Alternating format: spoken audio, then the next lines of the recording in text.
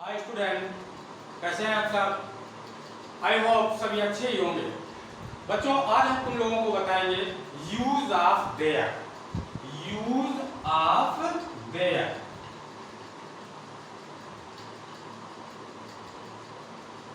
Use of their बच्चों, इसका प्रयोग हम जैसे ऐसे ऐसे लिखने में इसका बहुत बड़ी भूमिका होती है। इसका शाब्दिक अर्थ बेटा इस टेंस में जब हम प्रयोग करेंगे तो इसका कोई शाब्दिक अर्थ नहीं होता है। इसे केवल एक अंग्रेजी भाषा की बनावट बोली जाती है। वैसे देखें तो ये हमारा देयर माने होता है वहां।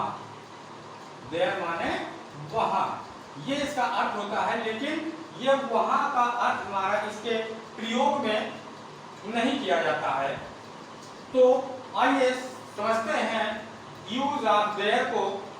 अगर वीडियो अच्छा लगे तो चैनल को लाइक शेयर और सब्सक्राइब जरूर करना बच्चों। तो जानिए देयर का प्रयोग जब कहीं किसी वस्तु का, देयर का प्रयोग कब करते हैं, जब वाक्य में देखेंगे कि जब किसी वस्तु का कहीं पर होना पाया जाए तो उसमें हम देयर का प्रयोग करते हैं। तो जैसे देयर का प्रयोग हमारा प्रेजेंट में और पास्ट में दो रूपों में करते हैं।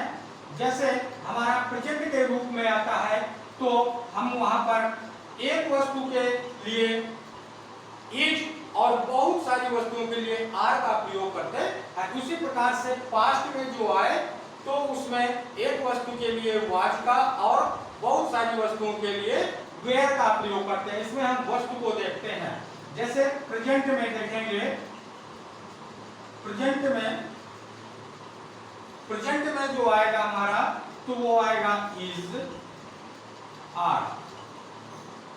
और पास्ट में देखेंगे, पास्ट में आएगा वाज और वर। इन हेल्पिंग वर्ब का प्रयोग किया जाता है। लेकिन इसमें हम देखेंगे कि वाक्य में कौन सी वस्तु कितनी मात्रा में है। अगर एक है तो इज आर एम में से इज लेंगे, और यदि पास्ट का है तो एक वस्तु है तो वाज वेयर में से हम हेल्पिंग वर्ब वाज लेंगे। कोई दिक्कत? आगे देखेंगे, इसके एग्जांपल से समझेंगे। इसका एग्जांपल लेते हैं प्रेजेंट में। जैसे कहते हैं एक राजा था। प्रेजेंट में लेंगे तो एक राजा है। देयर इज ए किंग, ये बनाएंगे। जैसे बोल रहे हैं मेरे घर में 4 कुर्सियां हैं। एक से अधिक वस्तु हो गई तो इसमें देखेंगे मेरे आया है तो अपने घर के लिए तो देयर, मेरे घर में 4 कुर्सियां होनी पाई गई, कुर्सियों का होना पाया गया। और कितनी कुर्सियां हैं? 4। तो लिखेंगे देयर, एक से अधिक है, वाक्य हमारा प्रेजेंट में है तो क्या आएगा? There are. 4 के लिए अंग्रेजी बनाएंगे there are 4 chair. There are a 4 chair in, मेरे है तो माई, कहां पर है? Home. There are 4 chair in my home. ये हमारा वाक्य बना। जैसे अगला सेंटेंस है तुम्हारे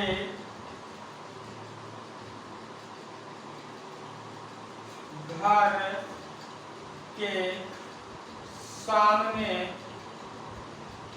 एक तालाब था। सॉरी, इसमें है, प्रेजेंट की बात कर रहे हैं। तो तुम्हारे घर के सामने एक तालाब है तो इसमें आएगा देयर, तालाब है, एक तालाब की बात हो रही तो there is a pond in front of, घर के सामने, इन फ्रंट ऑफ तुम्हारे, योर कहां पर, घर में, your home, there is a pond in front of your home, तुम्हारे घर के सामने एक तालाब है। इसी प्रकार से अब हमारे पास्ट के टेंस बनेंगे। इसी में हम जैसे चाहेंगे तो चलो नए टेंस से बताते हैं, देखेंगे। जैसे कहते हैं कि एक शेर जंगल में था। तो एक शेर कहां पर है, जंगल में, तो ये भी होना पाया गया, तो इसमें आ जाएगा देयर, एक शेर, एक वस्तु का होना, was, there was a lion, कहां पर, जंगल में, there was a lion in forest, there was a lion in forest, एक शेर जंगल में था। उसके, दूसरा एग्जांपल समझेंगे, उसके स्कूल में 2 चपरासी थे। एक से अधिक वस्तु का होना पाया गया, तो देयर, एक से अधिक है तो वर, कितने हैं, 2, 2 क्या है, चपरासी, प्यून, कहां पर, इन, किसके, हिज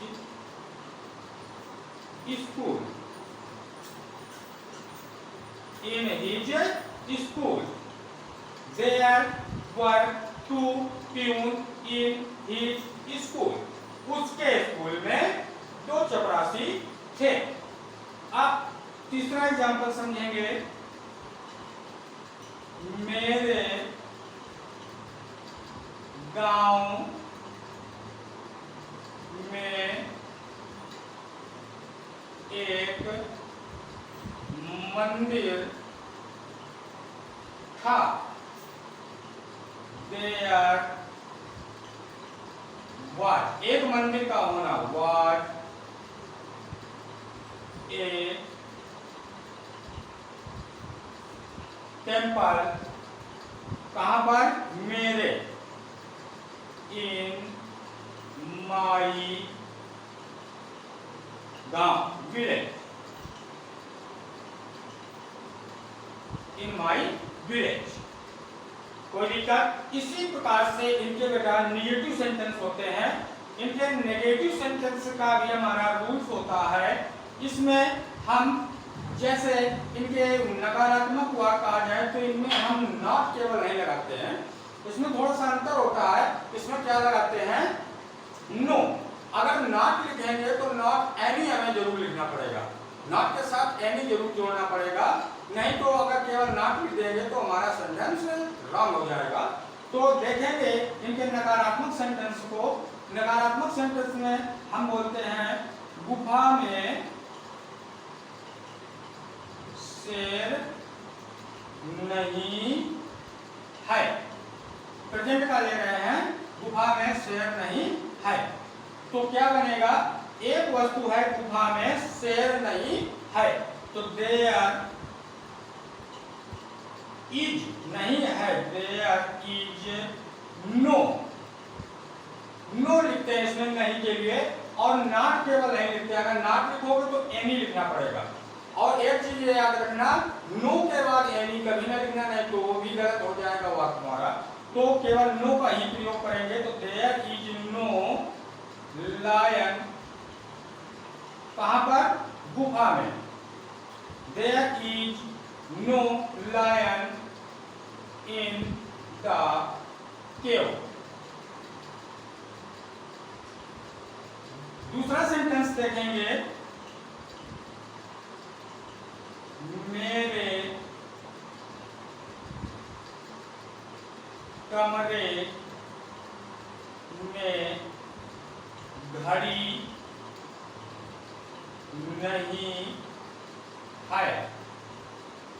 तो इसको देखेंगे, मेरे कमरे में घड़ी नहीं है, आशा निकला वस्तु का घड़ी, एक घड़ी का होना। तो इसमें बताएंगे देयर इज नो, नहीं है, there is no watch, there is no watch, कहां पर, मेरे कमरे में, इन माई रूम। जैसे कहते मेरे घर में 2 खिलौने। तीसरा एग्जाम्पल है हमारा, मेरे घर में 2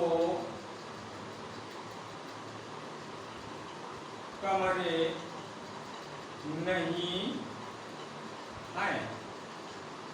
तो एक से अधिक वस्तु हो गई, तो देयर के साथ में क्या आएगा, there are no room, there are no 2 room, 2 हैं तो 2 लिखेंगे, 2 रूम, कहां पर, इन my home, in my home. इसी प्रकार से इसका पास्ट में भी प्रयोग किया जाता है। तो पास्ट के एग्जाम्पल से समझेंगे हम पास्ट में किस प्रकार से देयर के नकारात्मक वाक्यों को सीखेंगे। तो इसका फर्स्ट एग्जाम्पल है, पेड़ में आम नहीं थे। इसका मतलब क्या हुआ, पेड़ में आम नहीं थे। तो बच्चों, पेड़ में एक आम तो होगा नहीं, बहुत सारे आम होंगे, लेकिन वहां पर नहीं होना पाया गया। तो देयर वर नो मैंगोज, कहां पर, पेड़ में, इन द ट्री। इसी प्रकार से इसका दूसरा एग्जाम्पल भी समझेंगे, बोलेंगे इस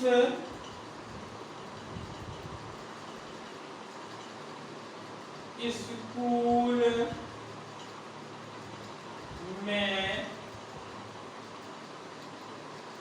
बगीचा नहीं था। तो इस स्कूल में बगीचा नहीं था, तो बगीचे में आशय है एक का, और वो भी नहीं होना पाया गया। तो there was no garden, there was no garden, कहां पर, स्कूल में, इस स्कूल में। तो इन, इसके लिए this school, in this school. तीसरा एग्जाम्पल समझेंगे, मेरे या तुम्हारे, बोलेंगे तुम्हारे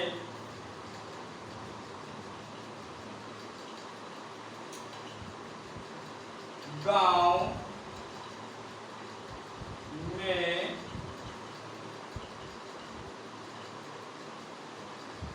तालाब नहीं थे।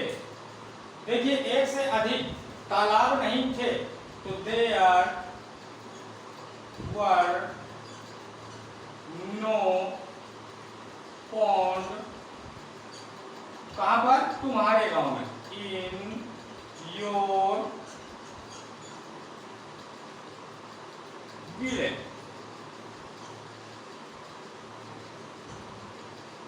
इस प्रकार से आप लोग ये देयर का प्रयोग के सेंटेंसों को बहुत ही आसान तरीके से समझ गए होंगे और इनको बनाने में भी कोई दिक्कत ना होगी।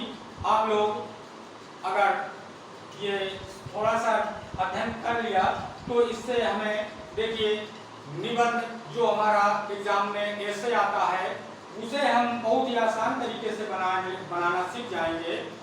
अगर वीडियो अच्छा लगा हो तो बच्चों चैनल को लाइक शेयर सब्सक्राइब जरूर करना, क्योंकि आपको जो भी मैं वीडियो डालूं तो उसकी नोटिफिकेशन आप तक पहुंच सके।